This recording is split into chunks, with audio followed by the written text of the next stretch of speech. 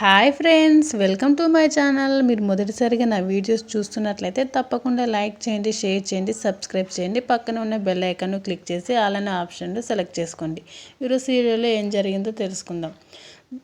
అనామిక తల్లిదండ్రులకు Kavya mass warning ఇస్తుంది. అనామిక చేత కేసు వాపసు తీసుకోకపోతే తన భర్త దగ్గర మీరు అప్పు తీసుకున్న సంగతి మొత్తం బయట పెట్టేస్తానని, మిమ్మల్ని జైలుకు పంపిస్తానని చెబుతుంది. కళ్యాణ్తో పాటు అప్పుపై అనామిక పోలీస్ కేసు పెట్టడం కనకం సహించలేకపోతుంది. దుగ్గిరాల ఇంటికి వచ్చి గొడవ చేస్తుంది. ఇంకోసారి కళ్యాణ్తో అప్పు తిరగనని రాసిస్తేనే తను కేసు వాపసు తీసుకుంటానని అనామిక అంటుంది. అలా రాసిస్తే తన కూతురు నిజంగానే తప్పుడు ఉద్దేశంతో నీ మొగుడితో తిరుగుతున్నట్లు తనే ఒప్పుకున్నట్లు అవుతుందని, అప్పు తల్లిగా తను ఎప్పటికీ అలా రాసివ్వనని కనకం బదులిస్తుంది. దుగ్గిరాల కుటుంబం తన కూతురికి ఏ అన్యాయం చెబుతుందో, ఈ తల్లి గుండెల్లో రగిలే చిచ్చుకు ఏమని సమాధానం చెబుతుందో తేలే వరకు ఇల్లు వదిలిపెట్టనని, ఇక్కడే కూర్చుంటానని దుగ్గిరాల ఇంట్లోనే మెట్లపై కూర్చుండి పోతుంది కనకం. ఈ రాత్రి గడిచేలోపు అప్పు క్షేమంగా ఇంటికి రావాలని అంటుంది. తనను వెళ్ళగొట్టాలని చూస్తే ఊరుకోనని ఖబర్దార్ అంటూ ధాన్యలక్ష్మికి వార్నింగ్ ఇస్తుంది కనకం. దుగ్గిరాల ఇంట్లోనే కనకం దీక్ష చేస్తుంది. కళ్యాణ్ అప్పుల బంధాన్ని అనామిక తల్లిదండ్రులు కూడా తప్పుపడతారు.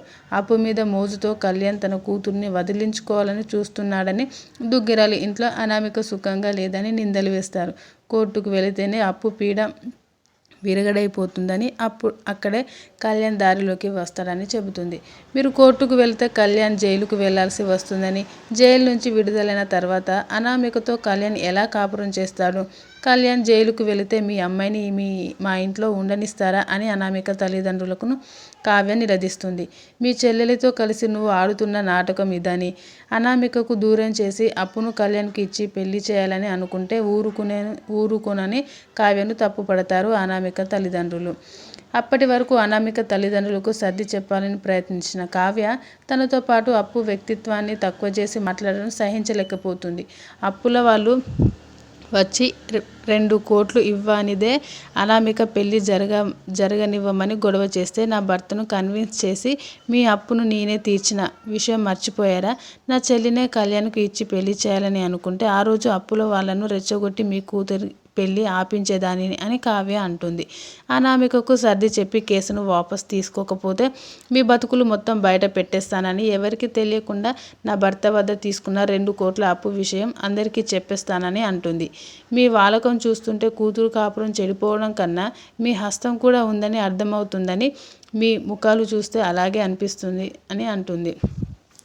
రాజు తలదించుకుంటే ఒక ఫోన్ కాల్తో మీరు జైలుకు వెళ్తారు.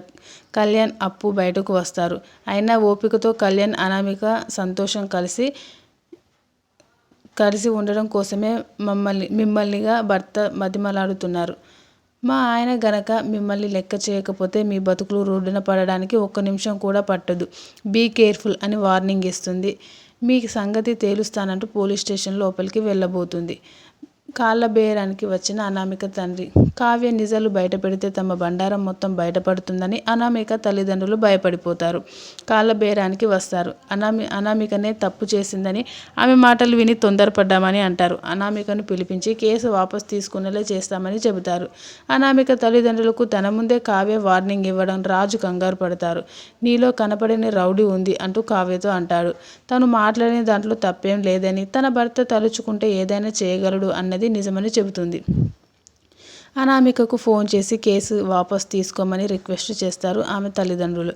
కానీ చచ్చినా తను ఆ పని చేయనని, కళ్యాణ్ తనకు క్షమాపణలు చెబితేనే కేసు వాపసు తీసుకుంటానని అంటుంది. నువ్వు గనక కేసు వాపసు తీసుకోకపోతే మన బతుకులు రోడ్డున పడతాయని, అందరం జైలుకు వెళ్తామని భయపడిపోతారు. అనామికను బతిమలాడి కేసు వాపసు తీసుకోవడానికి ఒప్పించి పోలీస్ స్టేషన్ లోపలికి తీసుకొస్తారు ఆమె తల్లిదండ్రులు. పోలీస్ స్టేషన్ లోపల కళ్యాణ్ అప్పు కలిసి టీ తాగడం చూసి అనామిక కోపం మరింత పెరుగుతుంది. స్టేషన్ అని కూడా చూడకుండా వీళ్ళు రొమాన్స్ చేసుకుంటున్నారు అంటూ ఇద్దరిపై కోపంతో ఊగిపోతుంది. స్టేషన్ నుంచి బయటకు వెళ్ళబోతుంది. కానీ బయట కావ్య, రాజు ఉండడంతో ఏం చేయాలో తెలియక చివరకు కేసు వాపసు తీసుకుంటుంది. ఇంకోసారి సాక్ష్యాలు లేకుండా పోలీస్ కేసు పెడితే నిన్నే జైలుకు పంపిస్తామని అనామికను పోలీసులు ఆఫీసర్ వార్నింగ్ ఇస్తాడు. కళ్యాణ్ అప్పులను వదిలేస్తారు పోలీసులు. కనకానికి ఏమని సమాధానం చెప్పాలో తెలియక దుగ్గిరాల కుటుంబ సభ్యులు మౌనంగా ఉండిపోతారు. మేము పరువుగా బతకాలా లేదా కప్ప అంటూ కనకంపై రుద్రాని ఫైర్ అవుతుంది. పరువు గురించి మీ దగ్గర క్లాస్ తీసుకోవాలి అంటే అత్తపై స్వప్న సెటైర్ వేస్తుంది. రాహుల్ కూడా నోరు జారుతాడు. ఎక్కువ మాట్లాడుకు రాహుల్, నేను మీ అమ్మ కంటే ఊర మాస్ అని భర్తకు వార్నింగ్ ఇస్తుంది. అప్పుడే అప్పు కళ్యాణ్ తీసుకుని రాజు కావ్య ఇంట్లోకి వస్తారు. అప్పును చూడగానే ఇప్పటి వరకు మీ అమ్మ ఇంట్లో చేసిన గొడవ చాలు, ఇక వెళ్ళమని చెప్పు అని కావ్యతో అంటుంది ధాన్యలక్ష్మి. ఇంకోసారి అప్పు జోలికి మీరు, అనామిక, రుద్రాని ఎవరు వచ్చినా మా అమ్మ చూస్తూ ఊరుకున్నా నేను ఊరుకోనని అందరికీ కలిపి కావ్య వార్నింగ్ ఇస్తుంది. ఈ నిందను ఇక్కడితో ఆపైతే మంచిదని, లేదంటే నా విశ్వరూపాన్ని చూపిస్తానని కనకం కూడా వార్నింగ్ ఇస్తుంది. స్వప్న కూడా తన చెల్లి జోలికి వస్తే తాట తీస్తానని అంటుంది. అనామిక మొదటి తప్పుగా భావించిన ఇంద్రాదేవి ఆమెను క్షమిస్తున్నామని అంటుంది. ఇక ముందు ఇటువంటివి జరిగితే భరించే శక్తి తమకు లేదని, ఇలాంటివి సహించమని అంటుంది. ఏ కష్టం వచ్చినా నీ భర్తతోనే చెప్పుకోవాలి. నీ భర్తకు నువ్వు కష్టంగా మారితే చెప్పుకోవడానికి ఎవరికి మిగలారని అనామికకు క్లాస్ ఇస్తుంది ఇంద్రాదేవి. రాజు మరో ఆడదానితో కలిసి బిడ్డను కన్నా ఇంట్లో వాళ్ళు ఏం చేయలేకపోయారని, భవిష్యత్తులో కళ్యాణ్తో అప్పుతో ఏ బిడ్డను కని తీసుకురాడని గ్యారెంటీ ఏంటి అని ప్రశ్నిస్తుంది. అనామిక మాటలతో కావ్య ఫైర్ అవుతుంది. అబద్ధాలు, అనుమానాలతో నీ కాపురం నువ్వు కూల్చుకుంటే ఎవరు ఏం చేయలేరని, నీ ఏడుపు నువ్వే ఏడు, అంతేకాని మధ్యలోకి నా భర్త ప్రస్తావన తీసుకొస్తే నాలో అమ్మను కాదు కదా అమ్మవారిని చూస్తావని వార్నింగ్ ఇస్తుంది. నువ్వు అమ్మవారికి చెబితే అయితే నేను అపారకాలిని అవుతా, అనామికను అనామకురాల్ని చేస్తా అని స్వప్న కూడా అంటుంది. అనామిక మాటలను అపర్ణ సపోర్ట్ చేస్తుంది. అన్నింటిలో అన్నను అనుసరించే తమ్ముడు ఈ విషయంలో రాజును ఫాలో కాడని గ్యారెంటీ ఏంటి అని అంటుంది. నా చెల్లెల్ని అరెస్టు చేసి నువ్వు సాధించలేని అనామికతో అంటుంది స్వప్న. పోలీస్ స్టేషన్లో కూడా అప్పుకు కళ్యాణ్కు టీ కాఫీ అంటూ సేవలు చేశాడంటూ కదా అని అనామిక కోపాన్ని మరింతగా పెంచుకుంటుంది. అక్కడితో నేటి బ్రహ్మముడి సీరియల్ ముగింపు.